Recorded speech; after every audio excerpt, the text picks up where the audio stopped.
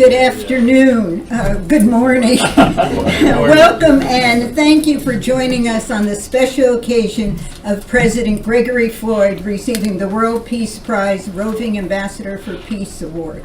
I'm Barbara Flaherty. I'm the Executive Vice President of the Irish National Caucus and a judge and corporate manager of the World Peace Prize. And before we begin, I would like to give special thanks to Phyllis, who has been our godsend in organizing, to Anthony, our Chief IT, Anthony Madrano, and Alex Garrett. Without their assistance, this would not roll. As we're going to see in the upcoming video clip of the late beloved President Richard Trumka of the AFL-CIO, he was very enthusiastic about the World Peace Prize, and in 2016 he launched it for us by receiving the first Roving Ambassador of Peace Award. And in June 2018 he received the second tier, which was a Peace Prize for Labor Leadership, and he agreed and was scheduled to receive the third and final tier, the Solidarity Award, but unfortunately in August 5th, he died that year, and it was tragic. He was a wonderful, wonderful friend, person, and family man. And there's no better way to start than to hear words from the great man himself. Anthony, would you play the video?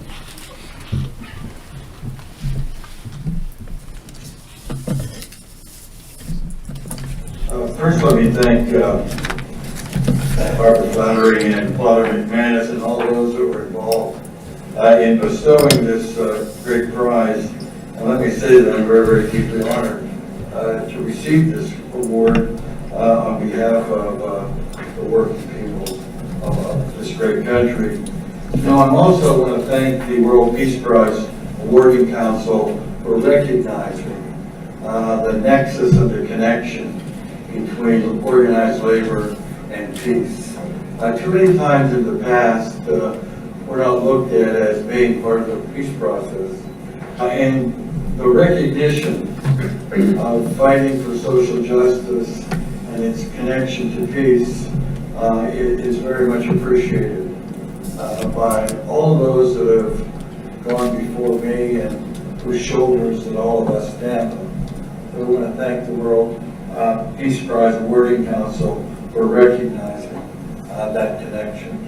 Sometimes, Father, we even have to fight with ourselves because sometimes we forget our own lessons and have to go back and relearn those lessons and fight just a little more and a little harder and with a little more intensity. But as we stand here today, I'd say, let's never stop fighting darkness with light. Let's never stop fighting scarcity with abundance. And let's never stop fighting hate with love. And let's never stop searching and reaching for a lasting peace, for social justice, for an economic opportunity for every last soul out there, so that every kid that gets born anywhere in the world can go where their brains and ambition can take them, rather than where their daddy or mommy's pocketbook can send them. I want to say thank you for this great honor, but like every honor, no one does any of these things alone. The fights that I started, in some instances, are still going on. The civil rights fight that I was involved in the 60s still continues to this very day. The fight for health care for everybody continues to this day. The fight for fairness on the job continues to this very day. The fight to end poverty and bring fairness in a country that is so blessed with so much continues to this very day. And here's the only thing I can promise you. I'll continue working with all those that have given me the light and given me the courage and giving me the guidance to go forward in the fight. And hopefully I'll be able to provide some of that guidance and light to those behind me. But I can promise you this. So long as I draw a warm breath, I won't stop fighting. So.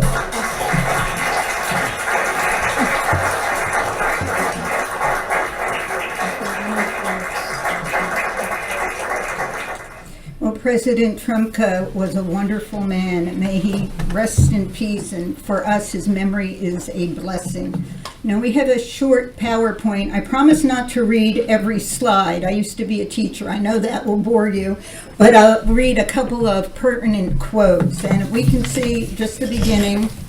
Go next, Greg. Not Greg, Anthony, sorry. Okay, on father's side, you see Reverend Han Min-soo. He was a World Peace Prize founder from Korea. He is a Protestant minister. And in the other slide, you see us receiving our award in Seoul, South Korea. Can we have the next slide, please, Anthony? Here we have President Trumka speaking at his first award ceremony. On this occasion, he said, "I know that Father McManus has moved the needle on solidarity, justice, and peace in Northern Ireland. And Father, for that I offer you, on behalf of the entire AFL-CIO, a sincere thank you." Next slide, please. You can see Father with Liz Schuler when she was Secretary Treasurer, and she was the first woman to hold that position in the AFL-CIO. Can we have the next slide, please? Okay, these are more pictures from the very first ceremony. You can see that President Trumka with his medal, and in the other picture, the beautiful lady is his wife, Barbara, and he's holding a plaque from the World Peace Prize. And next slide, please. Okay, this is when President Trumka received the Peace Prize for Labor Leadership.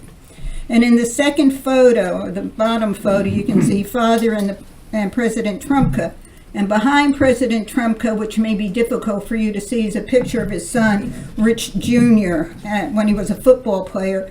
And his office was strewn with pictures of his family because in addition to being a great leader, he was a very devoted family man. And may we have the next slide, please? Okay, World Peace Prize for Solidarity. This is the award he was scheduled to receive but didn't. And it's going to be renamed in his honor, the Richard L. Trumka World Peace Prize for Solidarity.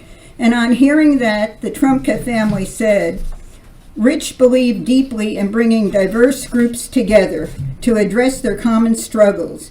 He knew the power that came from solidarity, and he worked tirelessly to maintain it.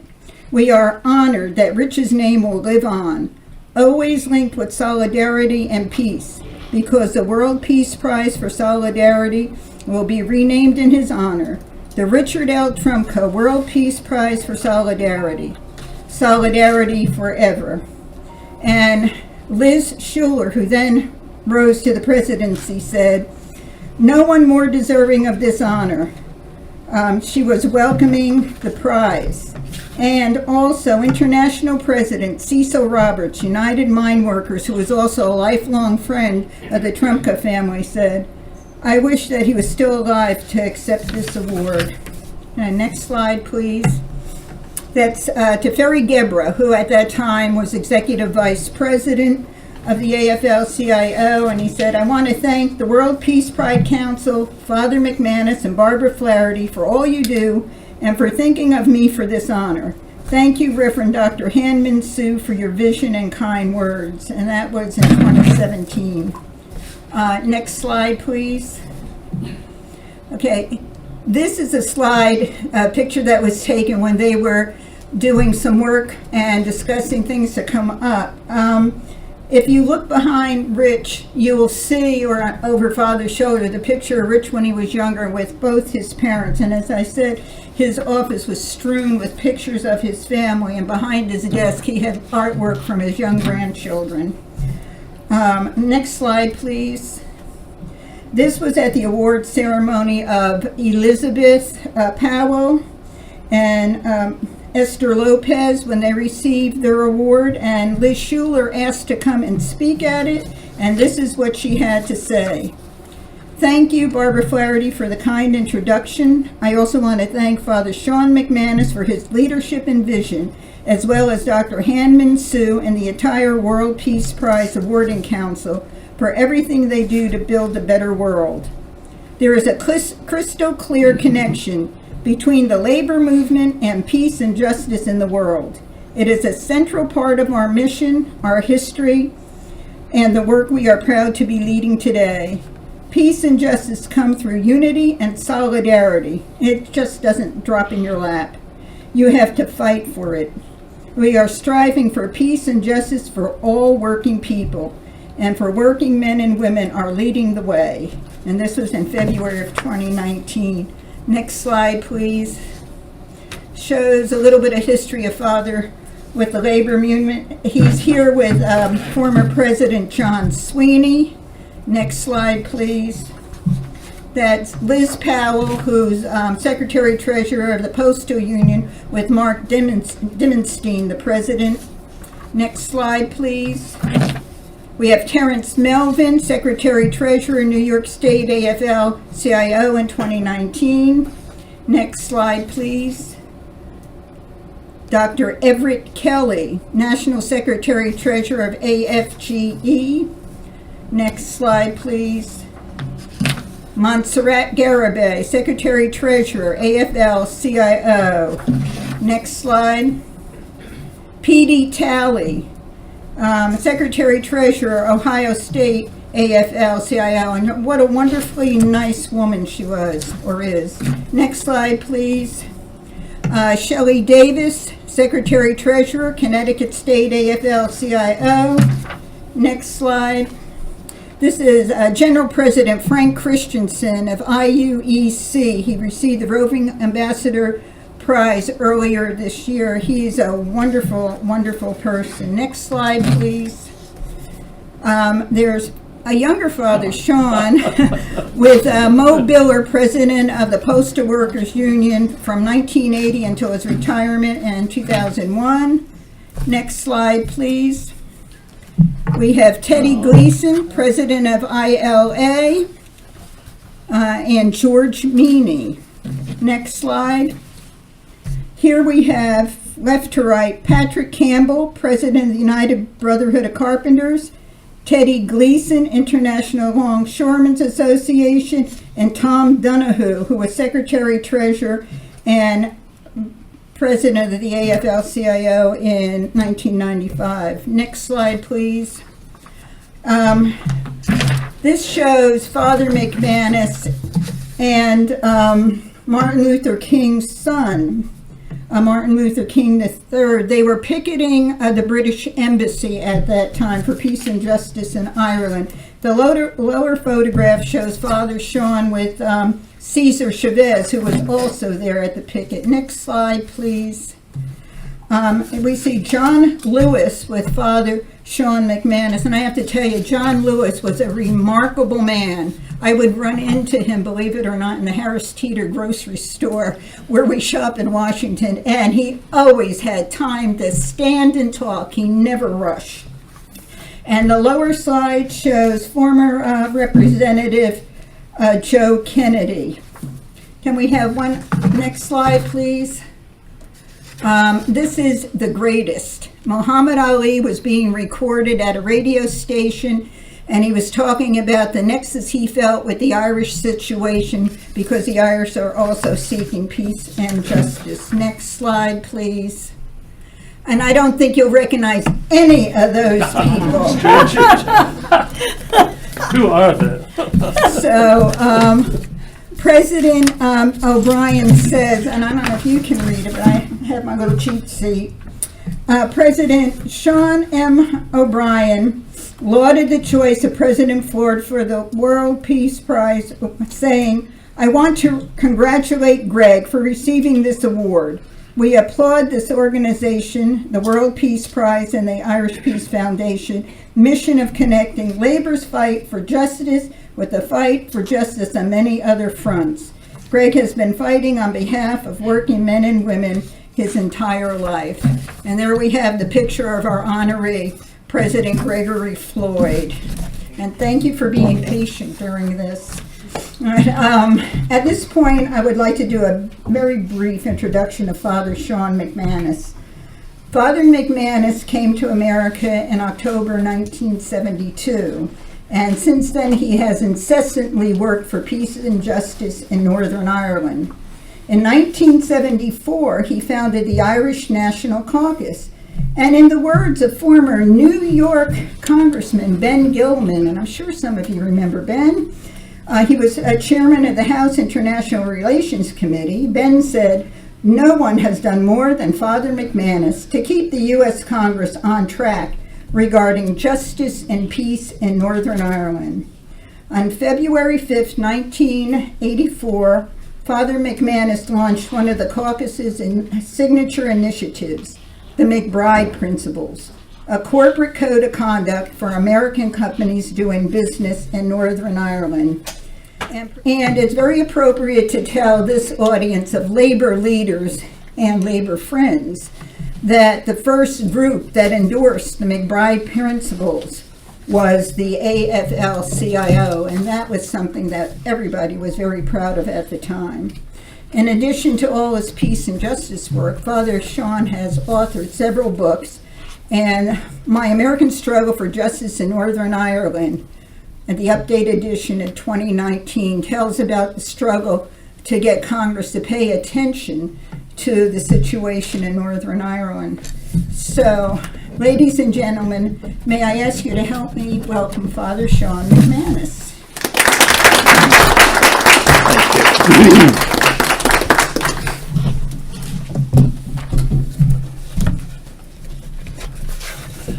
Thank you, Barbara.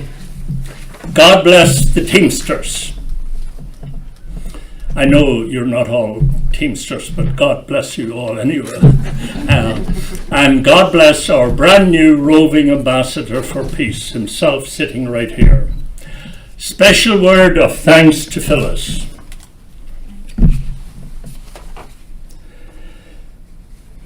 Phyllis, we know that a lot of this wouldn't have happened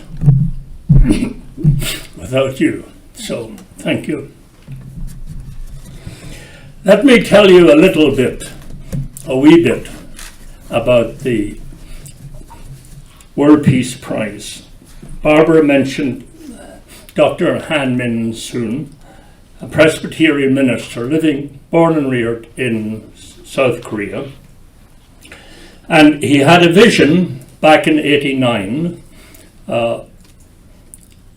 an awareness that he ought to do something regarding peace.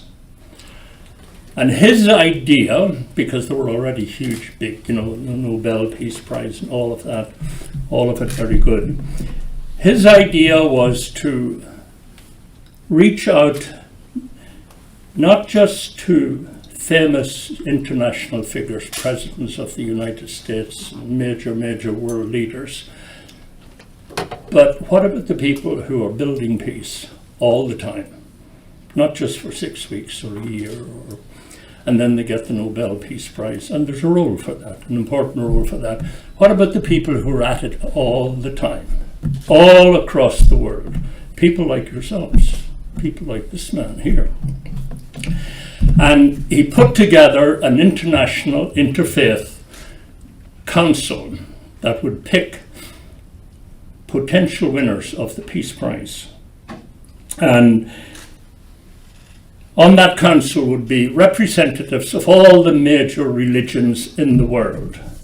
You know them all: Judaism, Catholicism, Protestantism, Islam in the 6th century, and 9 of them altogether, including the very ancient Eastern religions. And it was a novel idea. And Dr. Han had become familiar with our work over the years, and he was a very persuasive man, and he relentlessly lobbied us to join his organization and help him. And at that time he needed more of a presence in Washington, D.C. So he pleaded with us to become involved. We were already admirers of his work, so Eventually, we conceded to him because he was a most persistent man, and I knew he would keep at us if we didn't relent and join him. So I said, I surrender. We'll join up.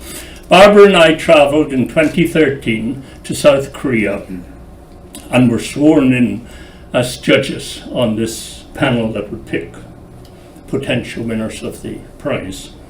And while there, I was selected as the chief judge. And when we assumed these responsibilities, we set out to establish two principles. One, that when we talk about peace, we're really talking about justice. Everybody can talk about peace. Every great oppressor in world history wanted peace on their terms, while the slaves or the oppressed people had to live their lot.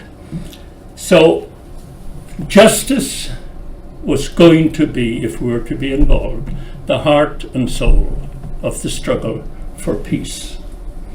Because the only way any of us can work for peace is, in effect, to work for justice. Now, we can pray for peace, and we all ought to pray for peace, but the way to work for it is to work for justice. There is no other way, and that's our work on this earth. We do justice, we work for justice. And then the second objective was to firmly place the American labor movement, because of my experience over the years with labor, in the category of those who should be considered for the prize. And that took a while for the Interfaith Board to fully grasp, because they had different ideas of labor movements in different parts of the world. So, but we persisted, and they quite quickly, in the end, got it. Now, what is the intrinsic connection, anyway, between faith and justice? Why would a religious group of 9 religious representatives single out justice? What's that about? What's the connection between faith, religion, and justice? Sort of surprising that we have to even make that point, because there is an absolute intrinsic connection. So much so that if there is no justice on this earth, there is no faith on this earth. And that's not just me saying it. Let me give you a few examples. And as you'll see as we continue here, this is applicable to people of faith and people of no faith. And we all know people of no faith. But we know also that people of no faith can be people of goodwill. So our point in all of this is that this pertains and applies to people of faith and people of goodwill, whether they're believers or not. Let me give you a few examples. Here's how we make the connection. It's very easy to make. I want to give you a quote by a famous biblical expert of the Old Testament, a Protestant minister by the name of Walter Brueggemann, an American. He says with startling clarity, you don't have to be a biblical expert or exegete to get this. It's remarkably clear. He says, in biblical faith, the doing of justice is the primary expectation of God. Whoa. In biblical faith, all faiths, in biblical faith, the doing of justice is the primary expectation of God.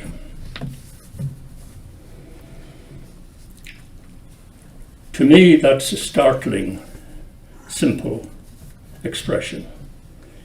Imagine the different world we'd be in if all believers actually believed that and everyone practiced it.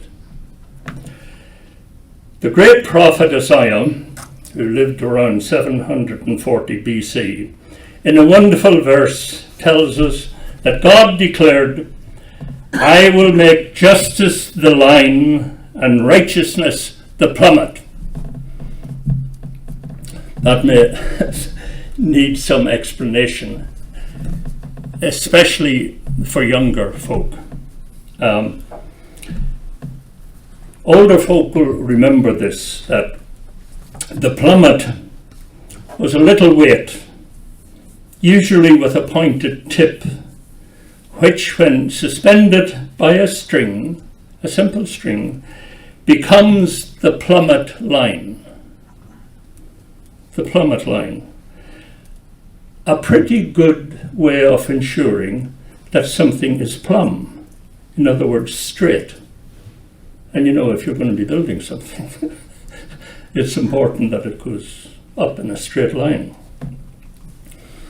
So here's the powerful message here, that God is saying, while others may have all sorts of measurements, all sorts of criteria for conduct, and what should be done and how to judge action, God has one criterion. He uses justice the line and righteousness the plummet. There's no escaping from this logic here.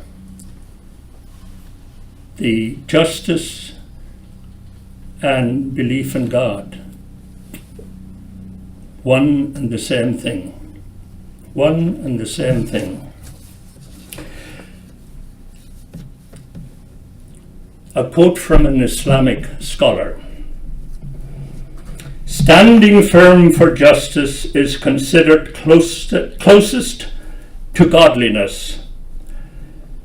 In other words, my Islamic religious and social responsibility is to work for just causes. In my Islamic faith, I am required to stand witness to justice, fairness, and equality, not just in words, but in practice. That could be written by any labor leader. And we all know that Blessed Martin Luther King, I call him Blessed Martin Luther King Jr., loved to quote the prophet Amos, one of the earliest prophets in the Old Testament.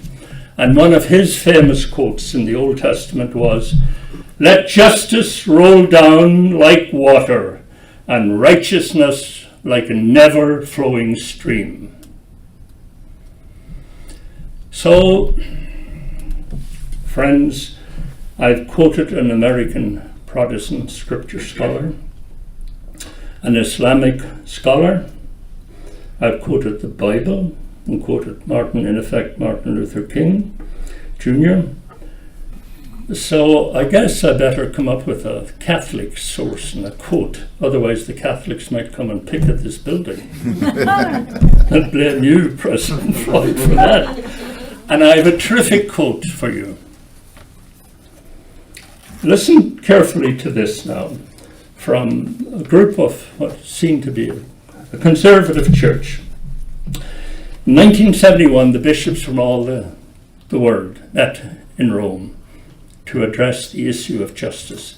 And they were from America, Latinos, Eastern, Africans, all over the world. And I emphasize that because that shows the influence here of the third world countries and the Latino and its emphasis on liberation. Here's the statement.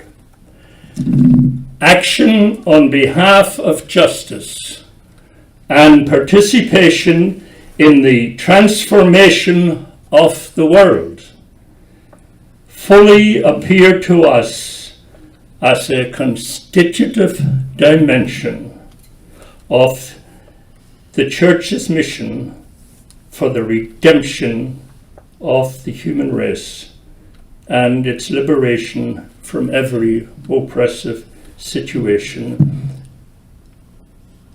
a constitutive dimension of preaching the gospel. Constitutive, without which something does not stand. So what the bishops are saying there is like all the other quotes.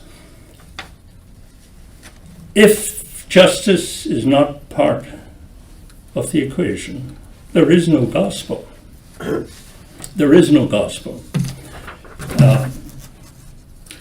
So, folks, as Joe Biden says all the time, folks, friends, people of faith believe we are here on earth to worship God and to do His will and build up the kingdom of God on this earth in solidarity, in respect for every son and daughter of God, to build up the beloved community preached by Martin Luther King. And as mentioned, not only that, but people of no faith and no religion, but of goodwill, can agree in principle with all of this. So when we zero in on justice, we do something quite wonderful.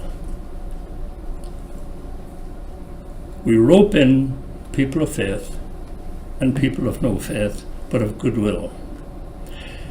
Every person who does not believe, but who has goodwill towards the common good and to his brothers and sisters here and the world over, every such person like that would agree totally with the essence and the principle of all this that I'm speaking about. Martin Luther King taught us that peace is the result of justice. And Pope John Paul, St. John Paul, tells us peace is the fruit of solidarity. Peace is the fruit of solidarity. The Pope stole your battle cry and raised it up as a virtue. Think of that one. Think of that one. So the point in all of this is that it was very easy, President Floyd, for us to make the connection between World Peace Prize and Labour, the people of Labour, and to zero in on leaders among the Labour movement who'd represent their own people. Faith is the faith that does justice. Faith is the faith that does justice on earth. If it does not do justice, it's not faith. If someone tells you, as St. John the Evangelist in his Gospel says, the person who says he loves God but hates people is a liar, and the truth is not in him. So isn't it amazing how so many of us in the world separated in an extraordinary way? You know, oh, God's up here, people are over there. Well, I'm not all that interested in people, I'm only interested in God. God says, get out of here. Because the only way you can prove you love me is by loving people. And not just in a sentimental way, but the only way you can prove you love me is build up this earth in justice, equality, respect, and fairness. That is what the World Peace Prize, that's what our mission is, to do that. And as you can see with the little clip from President Trump, God rest him, when we got back from Korea, we went to see him, and he immediately got it, sharp as a whip. He said, what can I do to help? I want to be involved, immediately. And actually, what I got off, when I first spoke to Phyllis, and I got off the phone, I said to Barbara, Phyllis gets it, she just got it like that. As you see, Sean O'Brien got it. Like Trumpka, he got the connection immediately. One didn't have to prove it to him, he got it. And that's what and then when I spoke to the President here himself, it was so apparent that you got it. And that is wonderful to see, because we just are not interested in giving out presentations, but seeing that the people who get fully understand, because that's how the message is spread, by people who understand this.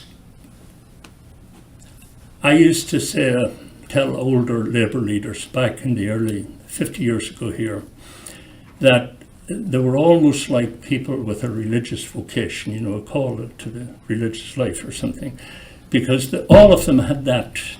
They didn't go around speaking about it, but all of them in their own self felt they were called to do this work, to do the work of Labour in justice and peace. And that's what grabbed me. 50 years ago by the Labour, they had this motivation. And our World Peace Prize focuses on that, and that's our mission, to spread that word, because we think it's a powerful message for Labour. And we urge all Labour people to seize it, just like Trumpka said to do, to make this connection. If you want to believe in God, you better prove it. You better prove it by doing justice. Because if you're not doing justice, your prayers are meaningless to God. And that's a constant theme right through the Old and New Testament. It's a constant theme. The faith is the faith that does justice. That tells you a little bit about the World Peace Prize. It also, I hope, tells you why this man was chosen to be an ideal exemplar for the World Peace Prize of Roving Ambassador for Peace. God bless you, Gregory. God bless you all. Go ahead.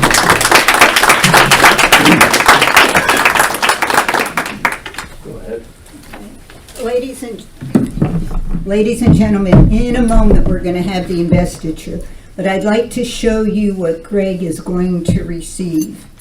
The second item he will receive is his World Peace Prize medal. It says World Peace Prize on it. The first thing he will receive is this plaque.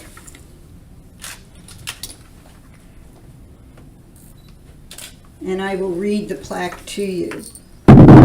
World Peace Prize Roving Ambassador for Peace. Gregory Floyd, President Teamsters Local 237 and Vice President at Large, 2022, for a lifetime of dedication to justice, for realizing that without justice there is no love, for knowing that world peace is the fruit of solidarity, and for having the solidarity to live by these principles. President Floyd, would you please come up? I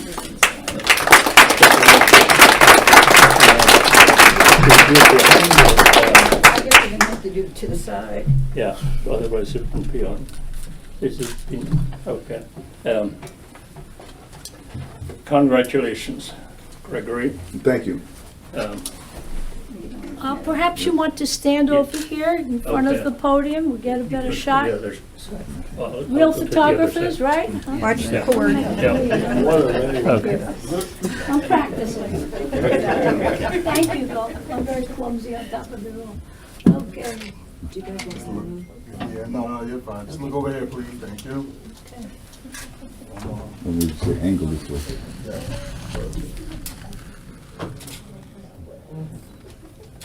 One more.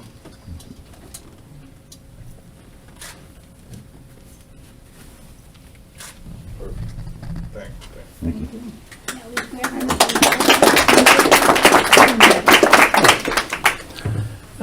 And there, just, Here, Father Sean, oh, you got it. I Okay. showed everybody the Okay, stay there, I guess. Okay.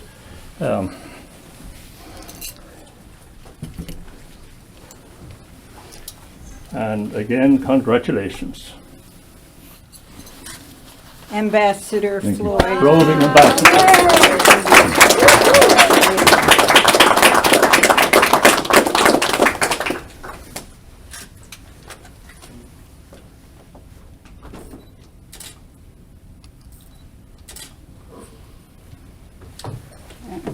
Thank you. You're on. I'm on. Okay. Ambassador Floyd will give his acceptance speech now. Wow, this is such a prestigious honor to receive an award inspired by leaders in social and labor justice like Dr. Martin Luther King Jr. and AFL-CIO President Richard Trumka is humbling. Labor and justice and social justice are forever intertwined.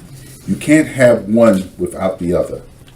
Equality, respect, and compassion are not only workplace goals, but should be everyday goals of humanity. Dr. King perhaps expressed it best when he said, "Injustice anywhere is a threat to justice everywhere, and our lives begin to end the day we become silent about things that matter." It is the mission of the World Peace Foundation to not remain silent in the face of threats to justice and peace. And it's the mission of labor unions like Teamsters 237 not to be silent either.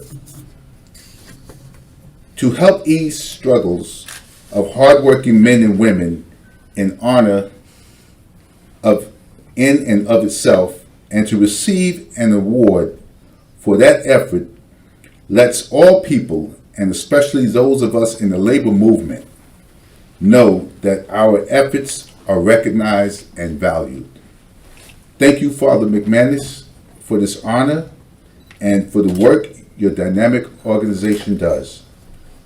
I remember that as a trustee of NICES, we supported the New York City Comptroller, at the time Bill Thompson, and his work on the McBride Principles, which set corporate goals to conduct for the conduct of American companies doing business in Northern Ireland, that launched the National Caucus on November 5th, 1984. The principles were passed into New York City law, state law, and federal law. The McBride Principles are now regarded as the most successful campaign ever against anti-Catholic discrimination in employment. Once again, I'd like to thank Father McManus and Barbara Flaherty for your work and all that you do, and I thank you for this honor. And I also want to give some context to how I was told I was being recommended for this award. Richard Trumka recommended me for this award. But when I got the call from Father McManus, I said, Richard Trumka could not have recommended me for this award because he had since passed. But Father McManus began to tell me that Richard Trumka spoke very highly of me. And I said, I only met Richard Trumka one time. And I spoke to him maybe twice since then. In August of 2000, actually it was June 2001, I was assigned to pick up Richard Trumka from the Philadelphia airport. We had a conference in Atlantic City, and I drew the short straw. I had to pick up Richard Trumka, which was about an hour and a half, 2 hours away from where we were. So when I drove to the airport and I picked up Mr. Trumka, President Trumka, he was the Secretary-Treasurer of the AFL-CIO at the time. Neither one of us knew the trajectory of our careers. So he got in the car and we began to have a conversation. I said, what am I going to say to this man? I don't know him. He doesn't know me. But we found common goal. We spoke about Penn State, where he was a trustee and he went to Penn State. And my father-in-law was from Reading, Pennsylvania, and he loved Penn State because his best friend in high school was an All-American at Penn State, Lenny Moore. They were high school buddies. So when we began to talk about how many people we knew from Penn State, and we started talking about the labor movement, and he talked about he was injured as a football player, but he had two classmates, Lydell Mitchell, who was a running back in the NFL, and Franco Harris, who was a running back and four-time Super Bowl winner for the Pittsburgh Steelers. So he told me how much he loved those two guys because they bought Park's sausage plant and put people back to work. So I'm like, okay, we're about halfway through our ride with conversation. And then he began to tell me, I told him the story that my father-in-law had never been to a Penn State game. He said, well, we're going to make that happen. So he said, you called me, he gave me his number, and I will make sure that you were able to take your father-in-law to a Penn State game. I said, wow, I'm going to be a real hero. My father-in-law never went to Penn State, and I am going to be the one to take him to a Penn State game. So at the time, in the last, I would say, 75 years, there were only 2 coaches at Penn State. One was Rip Engel, who probably was there about 40 years, and at the time it was Joe Paterno was the coach, and he was there for about 50 years. So that's a lot for a great institution to only have 2 coaches in 75 years. So after that, it was 9/11 happened, and the world changed as we knew it. But President Trumka, Secretary Treasurer at the time, kept his promise. He gave us the tickets. We went to see Penn State play Michigan, big game, 100,000 people. So we go in, and I said, man, Penn State must be this big place. We go down the street. It was like going through somebody's yard. We go into this big area where the school was. We saw the game. Penn State lost 20-0. It wasn't one of the highlights of their careers. But the experience was coming out. It took us 3 hours to get out of the parking lot because that driveway, that street that we went down, all the cars had to get out. And it took us 3 hours to get out, almost longer to get out of the parking lot than it did to drive back to Reading, Pennsylvania from Happy Valley. And I said, you know, this was a great experience, but I could never come to another Penn State game. But I thank President Trumka for the tickets, and every time somebody met with him that knew me, they said he would always speak highly of you. And I said, impossible. These guys are lying to me. President Trump doesn't know me. And it wasn't until I got the call from Father McManus that I really actually knew it was true. And I'm just sorry that he didn't live for me to say thank you for the honor, but you just never know how life is. And my dad always told me, and I continue to say this, always do your job, because you never know who's watching you. And I just want to say thank you, and thank you all to my friends for coming out. And it's such a great honor, and I'll never forget this moment. Thank you.